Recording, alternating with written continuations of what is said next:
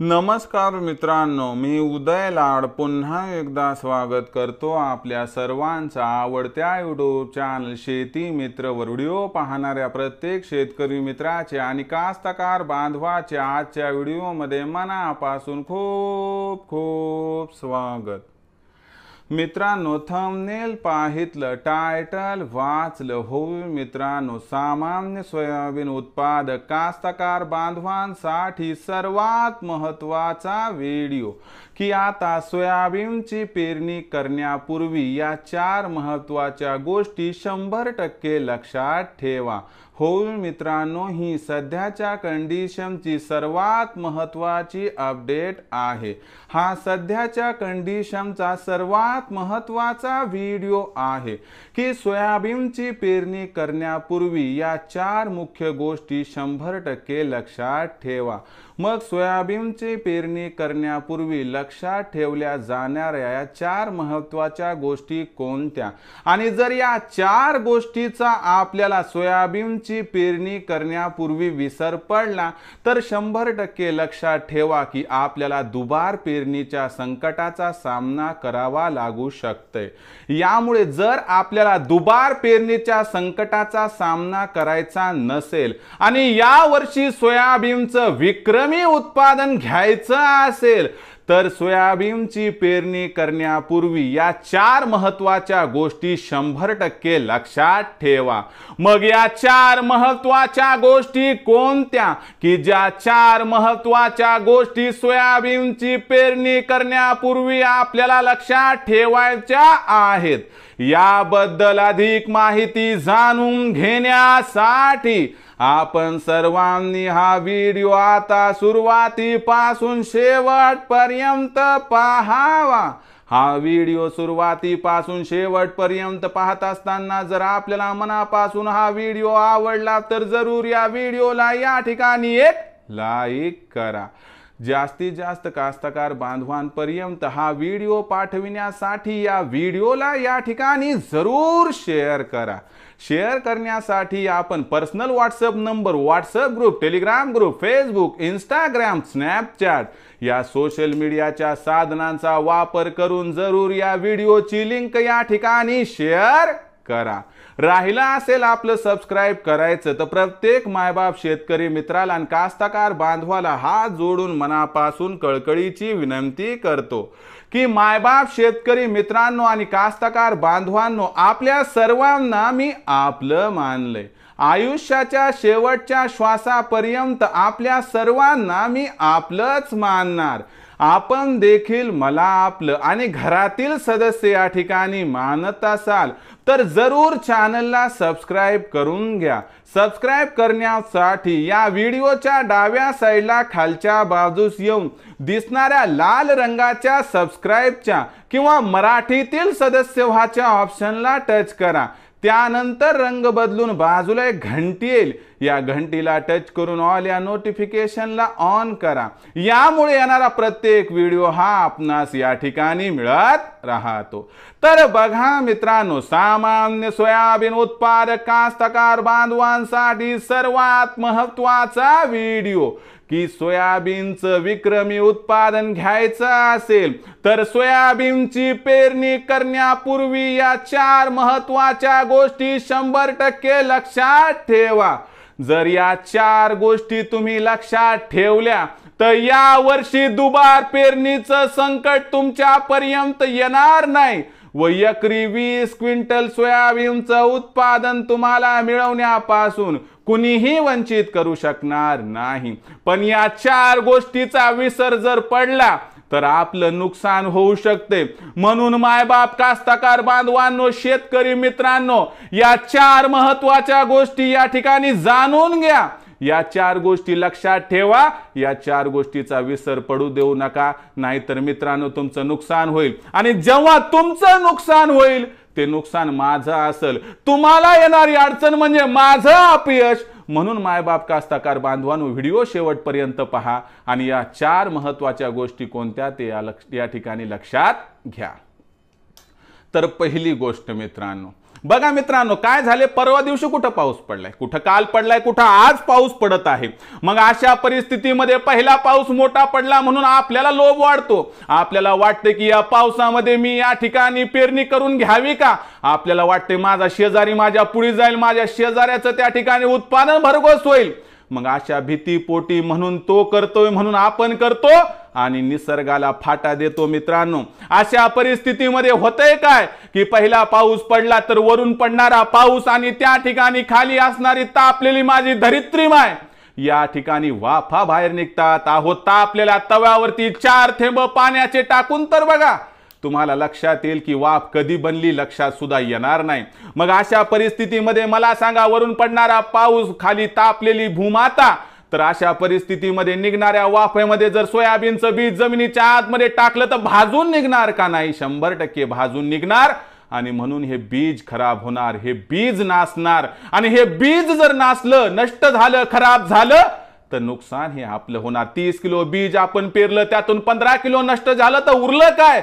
धड. मित्रांनो, या ठिकाणी त्या डबल पेरता पण येईन आणि सोडता पण येईन. आणि सोडलं तर पळते, धरलं तर चावते, अशी गत होईल मित्रांनो. म्हणून तुमचं नुकसान टाळण्यासाठी तुमचा भाऊ, तुमचा मित्र, तुमचा सखा तुम्हाला सांगतोय की कृपया 2 ते 3 पाऊस पडेपर्यंत अजिबात सोयाबीनची पेरणी करायची नाही.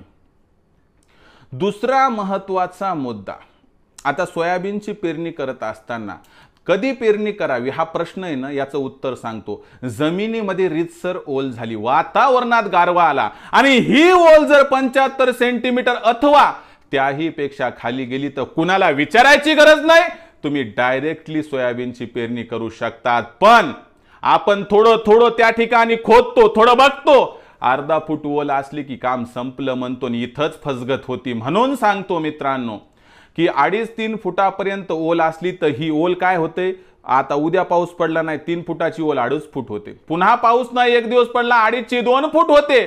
पण मुख्यतः अर्धाच फूट ओल असेल तर 3 दिवसात ती ओल निघून जाते आणि सोयाबीनचं बीज खराब होऊ शकते. म्हणून कमीत कमी 75 सेंटीमीटर ओल असेपर्यंत जोपर्यंत जात नाही जमिनीच्या तोपर्यंत पेरणी करायची नाही.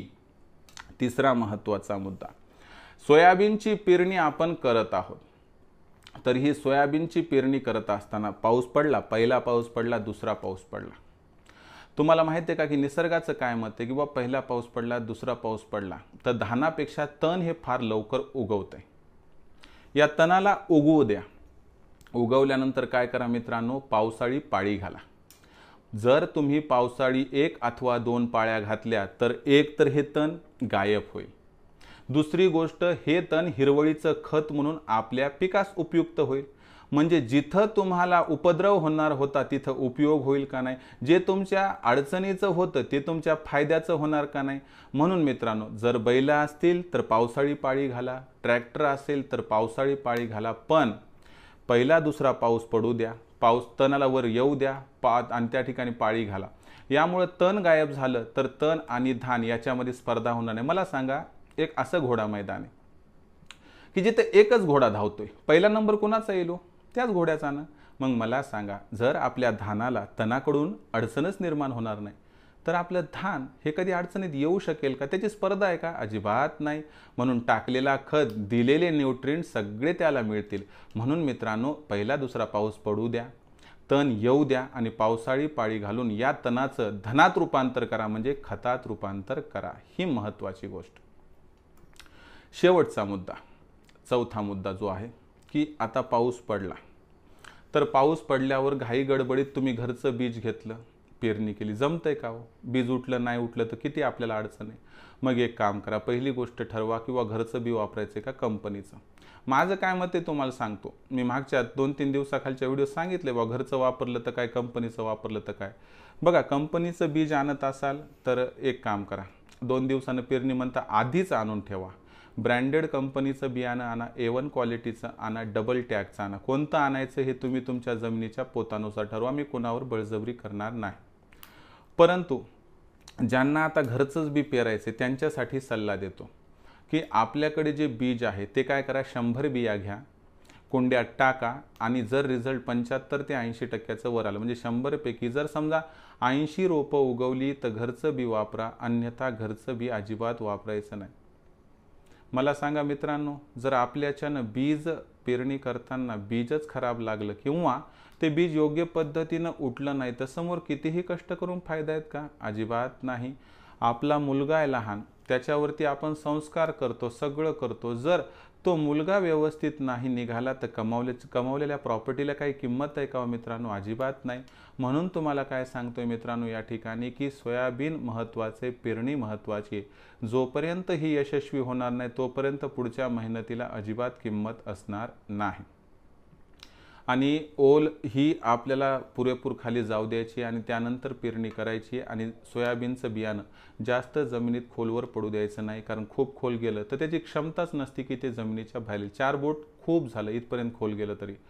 तर या पद्धतीनं मित्रांनो जर आपण या 4 गोष्टीचं पालन केलं तर मला वाटते तुम्हाला कसल्याही प्रकारच्या कोणत्याही प्रकारच्या अडचणीचा सामना इथं करावा लागणार नाही. आणि या 4 महत्त्वाच्या गोष्टीमुळे दुबार पेरणीचं संकट तुम्हाला रोखता येईल. या 4 गोष्टींमुळे मित्रांनो तुम्हाला यावर्षी एकरी 20 क्विंटल सोयाबीन उत्पादनसुद्धा मिळवता येईल. तर मग मित्रांनो मला एकच गोष्ट सांगा की तुम्ही या 4 गोष्टी लक्षात ठेवणार अथवा नाही. या 4 गोष्टीचा कृपया विसर पडू देऊ नका, आपला खूप फायदा होईल. याच पद्धतीचे मित्रांनो व्हिडिओज जे की उत्पादनात भरीव वाढ तुम्हाला देतील हे घेऊन येत राहील. त्यामुळे पाहत रहा आवडतं यूट्यूब चॅनल शेती मित्र. काही समस्या असतील तर प्लीज कमेंट सेक्शनमध्ये लिहून कळवा. पोटतिडकीतून या ठिकाणी जीवाचं रान करून तुम्हाला प्रत्येक गोष्टीचं सोल्युशन देण्याचा प्रामाणिक प्रयत्न करत राहील. व्हिडिओ आवडला असणार त्यामुळे लाईक करा. जास्तीत जास्त कास्तकार बांधवांपर्यंत हा व्हिडिओ पाठविण्यासाठी नक्की शेअर करा. शेअर करण्यासाठी आपण personal WhatsApp number, WhatsApp group, Telegram group, Facebook, Instagram, Snapchat या सोशल मीडियाच्या साधनांचा वापर करून जरूर लिंक शेअर करत चला. राहिला असेल आपलं सबस्क्राईब करायचं तर प्रत्येक मायबाप शेतकरी मित्राला आणि कास्तकार बांधवाला मी हात जोडून मनापासून कळकळीची विनंती करतो. मायबाप शेतकरी मित्रांनो आणि कास्तकार बांधवांनो, आपल्या सर्वांना तर मी आपलं मानले. आयुष्याच्या शेवटच्या श्वासापर्यंत आपल्या सर्वांना मी आपलंच मानणार. आपण देखील मला आपला आणि घरातील सदस्य या ठिकाणी मानत असाल तर जरूर सबस्क्राईब करा. सबस्क्राईब करण्यासाठी या व्हिडिओच्या डाव्या साईडला खालच्या बाजूस येऊन दिसणाऱ्या लाल रंगाच्या सबस्क्राईबच्या किंवा मराठीतील सदस्य व्हायच्या ऑप्शनला टच करा. त्यानंतर रंग बदलून बाजूला एक घंटी येईल, या घंटीला टच करून ऑल या नोटिफिकेशनला ऑन करा. यामुळे येणारा प्रत्येक व्हिडिओ हा आपणास या ठिकाणी मिळत राहतो. तर मित्रांनो, अशाच एका नवीन व्हिडिओसह मी आपला मित्र उदय लाड आपल्या सर्वांच्या आवडत्या यूट्यूब चॅनल शेती मित्रवर मिळत राहील. तोपर्यंत माझ्या प्रत्येक शेतकरी मित्राचे आणि कास्तकार बांधवाचे आजच्या व्हिडिओमध्ये पुन्हा एकदा मनापासून खूप खूप आभार.